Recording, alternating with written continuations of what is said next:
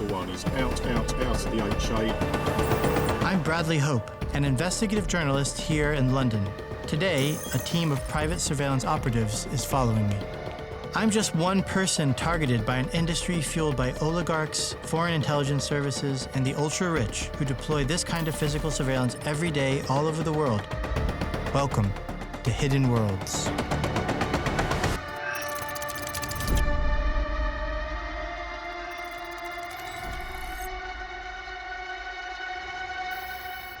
So it's 9 a.m. here, and a film crew is outside with a team of ex-military and intelligence operatives who are hired to track people like me.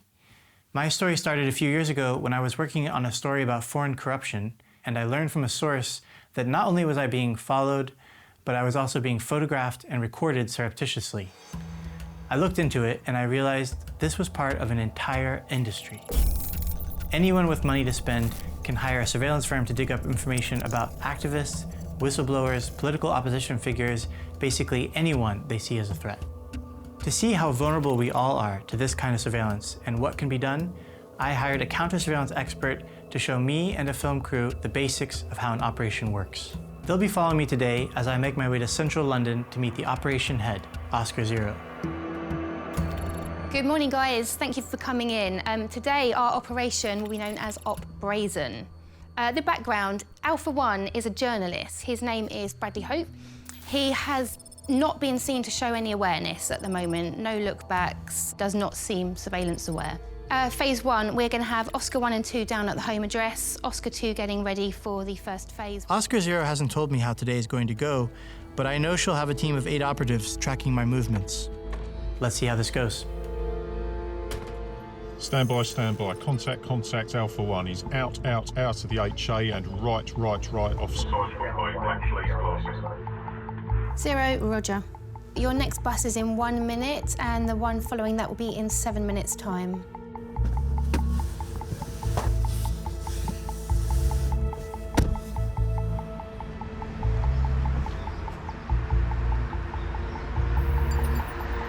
Oscar 2 follows me onto the bus while Oscar 1 tracks us in a follow vehicle.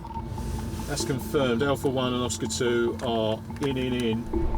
Within the space of 200 meters, I've been tracked by car, by foot, and by cameras. Next up, I get off at Vauxhall Station and transfer onto the Victoria line. I don't realize it, but the operative behind me stays quite close in this crowded station. I've hired this team, but I don't even notice the operative filming me.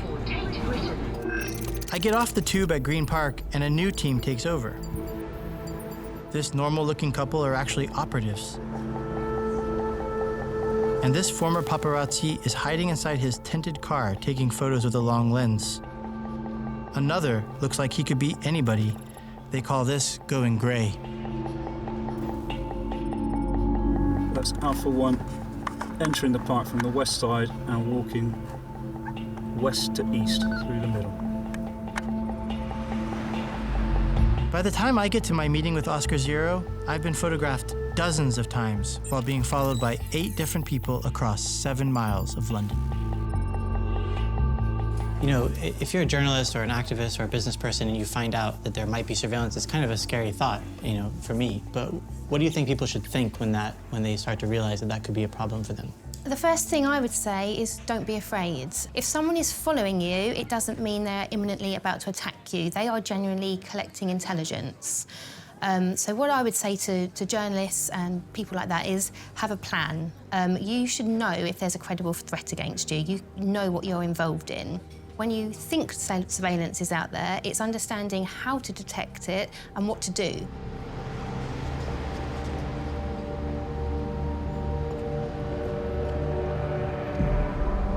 That's Alpha 1 out and right crossing.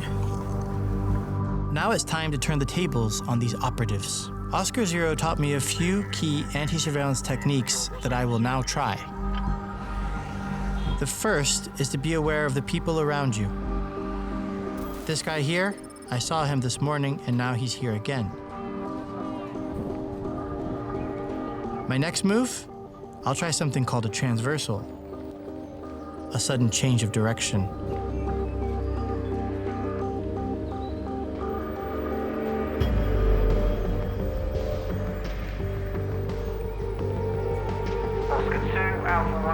traversal, clearing on foot. 0, Roger. I've burned that operative who has to walk away, but another one steps in to take over. A source once showed me this alleyway, a favorite of the intelligence services in London.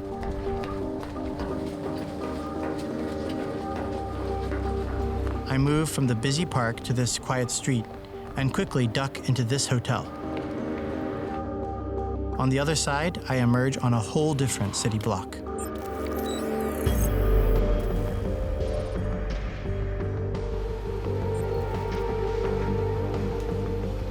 Oscar 4. Alpha 1 is temporary unsighted to me. I am checking.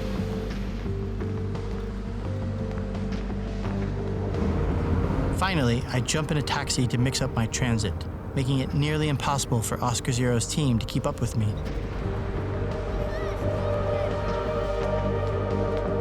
Now that I've beaten Oscar Zero's tail, I'm going to meet with the real source of mine. I'll meet him in a park to go for a walk, making it hard for anyone to listen in on our conversation. This is Mike Davis from Global Witness.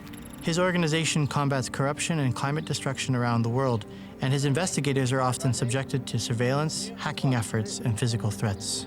Fundamentally, we collectively don't fully recognize the extent and scale of this, the capabilities of some of the outfits which offer these kinds of services, and I suspect we don't have a clear enough sense of just how far they're willing to go. Stations, this is 0. We have an updated location currently showing on Park Lane, slightly north of the Dorchester.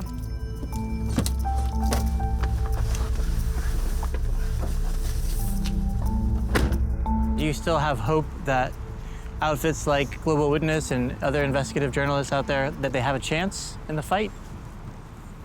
Yeah, I think you can't do this kind of work unless you're an optimist, and it's ever more important that we do take this fight to these kinds of interests. Oscar 3, Oscar 6. I have Alpha 1. But I suspect that the people who commission these kinds of services are thinking of physical surveillance within the context of a wider bag of tricks that they can use.